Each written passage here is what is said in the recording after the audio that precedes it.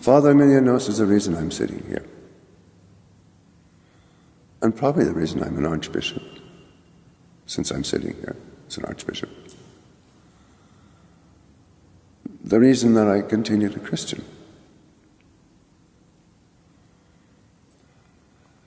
He was abbot of the monastery of Simωνοπετρας from 1973 to mid-90s, when he had to step down because of an illness which had severely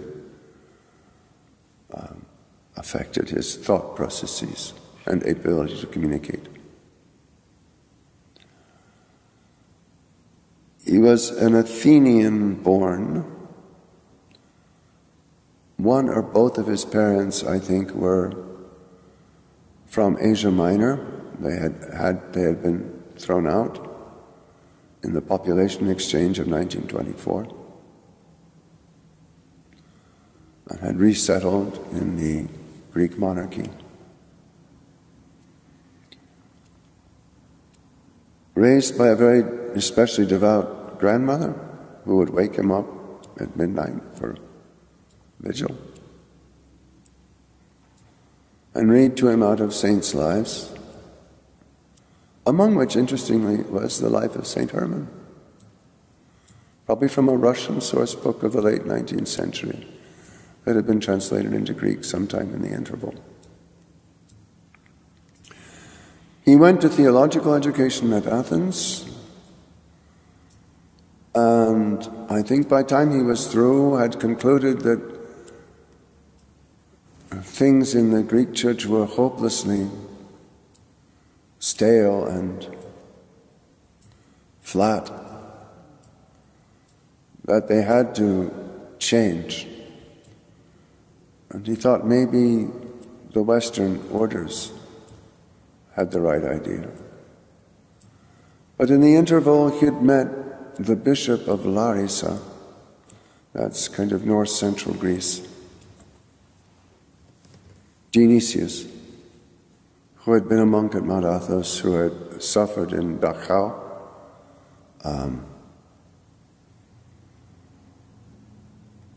and who had impressed the young Alexander, that was Aemilianos' original name, who said, no, come up to me and I'll ordain you and I'll make you preacher and teacher in our schools. And let me help guide you. And being very impressed with the man, he did so very successfully. He gathered a kind of small legion of disciples from the high schoolers that he had been teaching, both male and female. These would become, in fact, the cores of both his monastery, the women's monastery and the men's.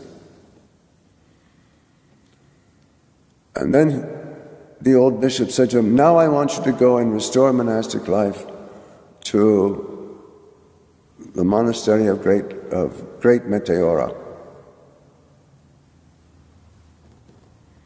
which was a ruin and inhabited by the people of the most doubtful sort. So the young abbot had to go up, clear these people out, and then sit alone on top of this crag, literally on top of a crag, kind of column of stone, alone. And he did so for some years, until the young people whom he had so impressed as a teacher of catechetics in the high schools began to ask to be tonsured, both the young boys and the young girls. So two monasteries formed, a men's monastery around him on top of Meteora, and a women's monastery in one of the other empty monasteries of Meteora region.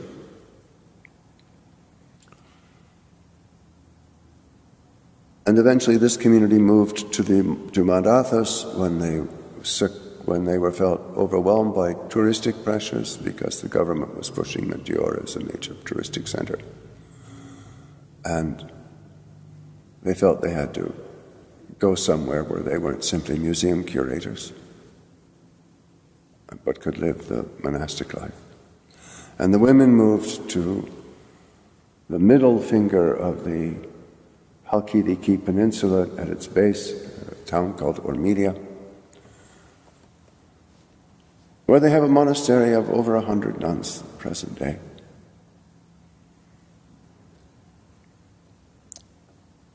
Now, at Simonospetras, when I came to know him, there were certain very clear emphases in Father Aemilianos' teaching. One that was instantly obvious to me: the liturgy, the services, were to be celebrated crisply and splendidly. This was a revelation at the time, because Mount Athos in the late 1970s was not a place where you wanted to go if you enjoyed the aesthetics of the Orthodox liturgy. Liturgies in most of the services in most of the monastery churches were unendurable, monotone exercises in endurance. Simonopetra was in utter contrast. The services were gorgeous, splendid. So liturgy was very much stressed, not simply in the fact of having it, but in its beauty, and thereby, I think, in good part also its centrality.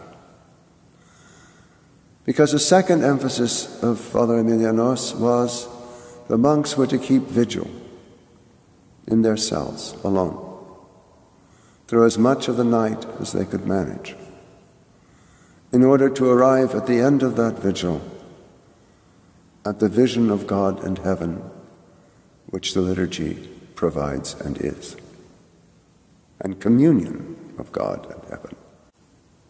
Now it was exactly that rhythm, that movement into the liturgy and into the altar, which the whole life of his monks followed, and then everything coming out of the altar, as it were, and flowing into the life of the brotherhood. It was exactly in that rhythm that I recognized the solution to the question regarding Dionysius that I closed with in answering, beginning to answer the question of his importance. That is, how does hierarchy fit with the immediate apprehension of God? And the question is solved, I think, in good part by understanding the word hierarchy to mean fundamentally liturgy, structured worship. And not as something passive either. Clearly in Dionysius it's the image of heaven. Less clearly, but just as present, it's also the image of the human being, glorified.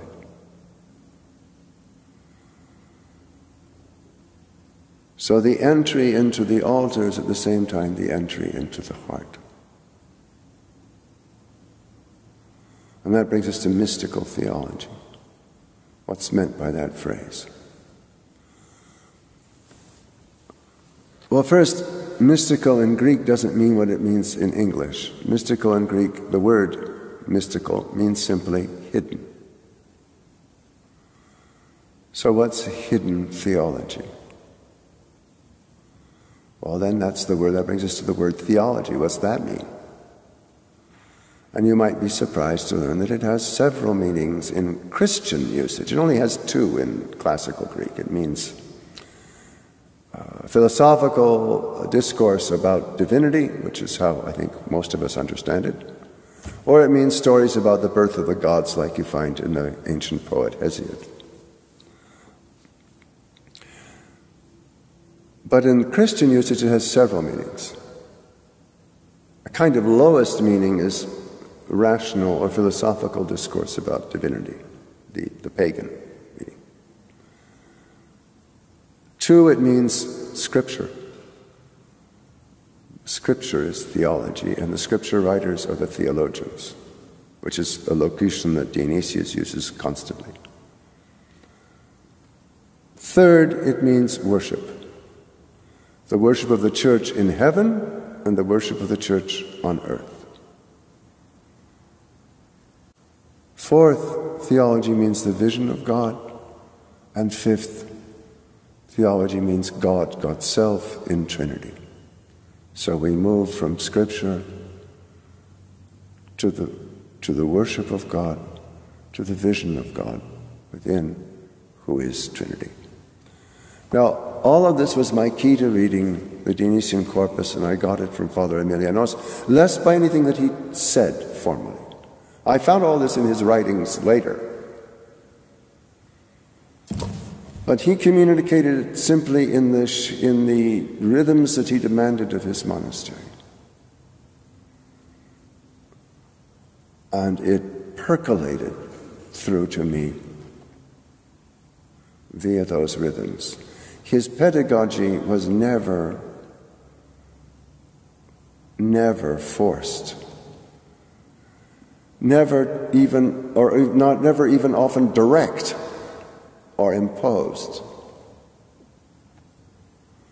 but kind of placed before you, and you are to take it. And then maybe a nudge or two, but no more. So I came to adore him. And rightly, I think. His words, which again I came to only later, resonate with me to the present day, and you can find them in English, a number of them. And I would heartily recommend that you avail yourselves of them. He is, I think, a contemporary father of the Church.